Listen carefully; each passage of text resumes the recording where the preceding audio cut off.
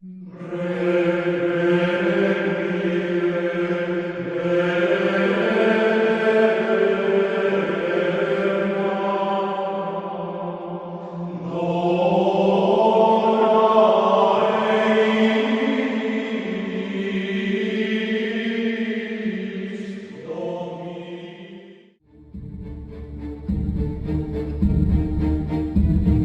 on est arrivé de la Grande Rue avec les 89 prisonniers et on s'est arrêté juste en face de l'école et puis on s'est mis vers Babou. Puis on a rentré Nous nous sommes alignés là devant, là. Et les habitants qui nous avaient vus passer avec les prisonniers, sentant que la fin était proche, sont venus gentiment nous donner peut-être un petit verre de vin, il n'y avait pas grand-chose, comme biscuit non plus. Hein. Et puis pendant que nous étions alignés là, et puis nous étions un petit peu abreuvés, on a entendu des ferraillades derrière dans la direction du château. Alors du fait que nous étions déjà délestés des prisonniers, tout le monde s'est éparpillé. Et moi j'ai pris cette route-là, à droite, là. Je suis allé au coin d'une rue. D'autres camarades, toi Charlotte, a dû repartir du côté du château parce que les coups de feu provenaient de là. On entendait des rafales de mitraillettes. Moi je suis resté au coin avec un fusil mitrailleur, avec un gars que tu connais, qui nous avait joint après, qui s'appelait... Je ne sais plus ton nom, que j'ai retrouvé dernièrement là d'ailleurs. Et les noms, vous savez, les noms, on oublie difficilement. Vous voyez, pourtant, je l'ai revu à nouveau, mais j'ai perdu son nom. Les Canadiens, vous les avez vus? Les Canadiens sont arrivés l'après-midi, vers 14h par là. Oui, mais on n'a pas eu tellement de contact avec eux. Je pense que d'avance, ils savaient les maisons qu'ils devaient contacter. Ils avaient certainement des amis dans, je sais pas moi, ou bien on leur avait dit, vous irez à tel endroit, vous devez peut-être trouver telle personne. Pas de contact avec vous? Presque pas, non. Avec le chef, oui. Les armes pour la libération avaient été cachées chez nous, dans le grenier.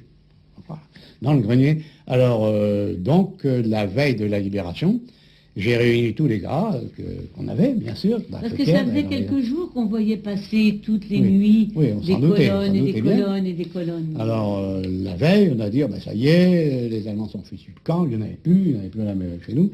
Alors, c'est le moment, M. Sergent me dit, c'est le moment de distribuer vos armes. Alors, on a réuni on était une quinzaine sans doute, je ne me rappelle plus du nombre exactement, de FFI, puisque c'était le mot à l'époque qu'il a fallu donner. Et j'ai distribué les fusils, les revolvers qu'on avait. J'ai fait des groupes pour aller faire des patrouilles dans les environs pour voir s'il y avait encore des Allemands un peu partout. On est parti toute la nuit. Et le lendemain, on est revenu coucher, bien sûr. Le lendemain, nous sommes repartis en patrouille, de sorte que quand les Canadiens sont arrivés, moi, je ne les ai pas vus. Je suis revenu après. J'ai su que je suis revenu chez moi. Et il y avait des Canadiens chez moi, en train de boire un coup avec ma femme et puis des enfants. Voilà tout ce que j'ai vu de la libération ce jour-là. C'est le 3 septembre qu'Abbeville fut libérée par la première DB polonaise équipée de chars Sherman. Une première DB polonaise incorporée à la première armée canadienne, elle-même intégrée au 21e groupe d'armée du maréchal Montgomery. 50 ans plus tard, la mémoire collective n'a pas encore oublié l'arrivée de ces étranges libérateurs qui pénétraient en ville par les faubourgs de Motors et de Rouvroy. La courue portait des fleurs. Vous avez reconnu les uniformes? C'était des Polonais. Vous le saviez? Non, on l'a su à ce moment-là. Qu'est-ce que vous avez ressenti alors en les voyant arriver? Ça fait une émotion quand même. Hein. Ça fait quelque chose quand même. Hein. Vous êtes heureuse? On avait nos maris prisonniers, alors on était contents de les voir arriver. C'était la libération? Oui, c'était la libération. Alors vous, madame, vous aviez 7 ans, c'est ça? Oui, c'est ça. Qu'est-ce qui vous reste comme souvenir? Il me reste quelques souvenirs, mais pas grand-chose quand même. Qu'est-ce que vous revoyez alors encore? Je revois les chenillettes là, arriver. Je me souviens qu'on est allé porter des fleurs. C'est à peu près ce qui me reste. Hein. Mais vous saviez que c'était la libération? Vous aviez oui, bien sûr. Parce que j'avais mon père prisonnier, alors on en entendait parler quand même souvent. Hein. On attendait ça. Vous espériez que le papa allait rentrer? Il y a 5 ans que j'avais pas vu mon père, je ne le connaissais pas.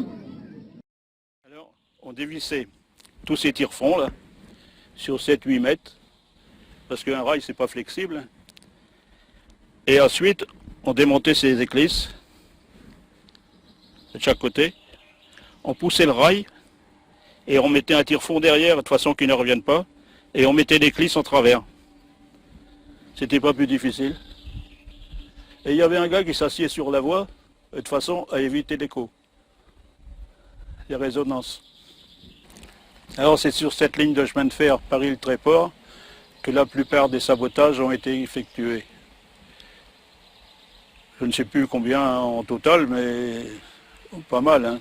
Et à chaque fois, on venait sur le même coin. Jusqu'au jour où les Allemands ont mis des gardes. Ils prenaient des gens de la population pour garder les voies. Seulement nous, comme on les connaissait et puis eux ils nous connaissaient, on les ligotait et puis on les mettait dans un coin et on faisait notre boulot. Les conducteurs de train au départ, ils faisaient attention. Mais après, quand ils ont vu comment ça se passait, quand ils voyaient le sabotage, parce qu'ils le voyaient de loin aussi, hein, les voies, ça brille, et ben, ils mettaient la gomme de façon que la locomotive s'enterre le plus possible et elle détruise le plus de voies possible. Et alors on a continué dans la résistance à faire dérailler des trains, à faire sauter des ponts. Le pont du Vieux-Rouen qu'on a fait sauter. On a attaqué les mairies pour avoir des tickets pour subvenir à nos besoins et à ceux des réfractaires. On a attaqué la poste pour avoir de l'argent. Et il fallait rendre des comptes, bien sûr. Car un jour, c'est se passé à Blangy, ça. On a fait la perception de Blangy, et le percepteur a déclaré davantage d'argent qu'on en avait pris. Et c'est vrai, hein. Alors, le fameux Jules Le Maire, là, Henri Le Maire, il nous a demandé des comptes. C'était sérieux, hein, parce qu'on risquait la peine de mort. Hein. Chez nous, il n'y avait pas de prison. C'était radical. Alors, nous, on a affirmé ce qu'on avait, hein, ce qu'on avait fait, on avait rendu ce qu'on avait pris. Hein. Alors, il est allé trouver le soir, il est allé trouver le percepteur, il lui a mis le pistolet sous la tempe, et il a fait rendre la différence. Et nous, on était innocents. Alors, on a continué le boulot tout le temps comme ça, déraillement. Ça a été notre lot pendant la guerre, jusqu'à la libération. Eh bien, c'est toujours avec une grande émotion que je me dirige vers cette maison où mon père avait créé, pendant la guerre, hein, il avait créé un groupe de résistance où forcément toute la famille était engagée, y compris moi malgré mon jeune âge. Et dans cette maison, il fallait quand même prendre certaines précautions parce que il y a une partie qui était réquisitionnée par les Allemands. Nous avions donc, il se passait donc, d'un côté on avait les Allemands, et puis de l'autre côté, eh ben, il y avait mes parents avec tous ces francs-tireurs, et parfois même des aviateurs que nous cachions. Mais les Allemands ne se sont jamais rendus compte qu'il y avait une activité clandestine à côté. C'est vrai que dans cette maison, malgré tout, c'est vrai que c'est une grande émotion parce qu'on y a vécu des moments formidables. Il y avait ici souvent des réunions de l'état-major où ils étaient entre 12 et 15. Mais tous les jours, nous étions environ une dizaine à table. Hein. Et c'est forcément de très très bons souvenirs. Je sous-signais déclare m'engager dans les francs-tireurs et partisans pour mener la lutte obscure et ardente contre l'envahisseur de ma patrie. Je jure d'exécuter les ordres de mes chefs sans hésitation.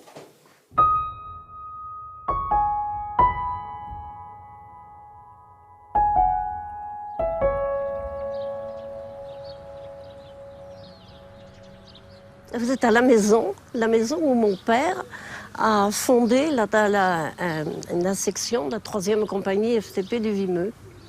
Voilà. Et c'est là où il a formé tout un groupe de résistance.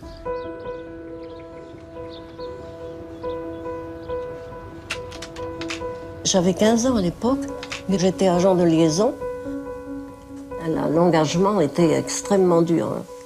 Ceux comme moi, ils n'ont pas eu d'adolescence. Hein. Ça, c'était pas possible. On n'avait pas. On vivait dans la clandestinité, mais il fallait être adulte.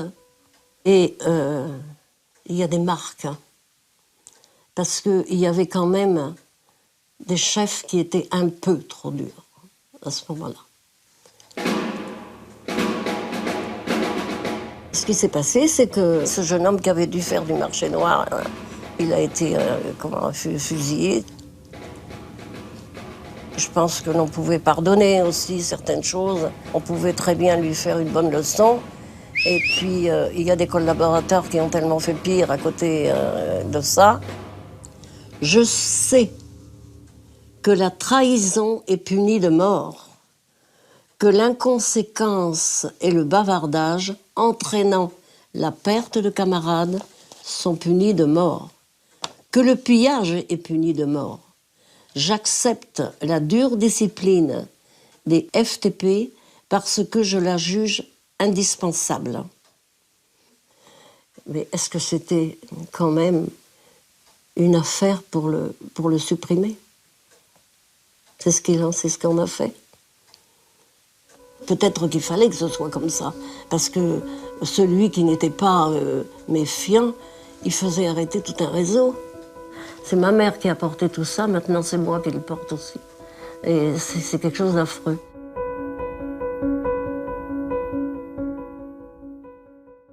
Abbeville pendant la guerre, un champ de ruines. Dans le Vimeux, tout proche, 2 compagnies de FTP. L'une est faite prisonnière, ses membres condamnés à mort. L'autre va s'employer à la délivrer le 22 juin 1944. Les résistants se réunissaient ici, sous les ruines. René Carouge témoigne. L'intervention a été facile dans une certaine mesure. Facile, tout n'est pas facile puisque les Allemands étaient là.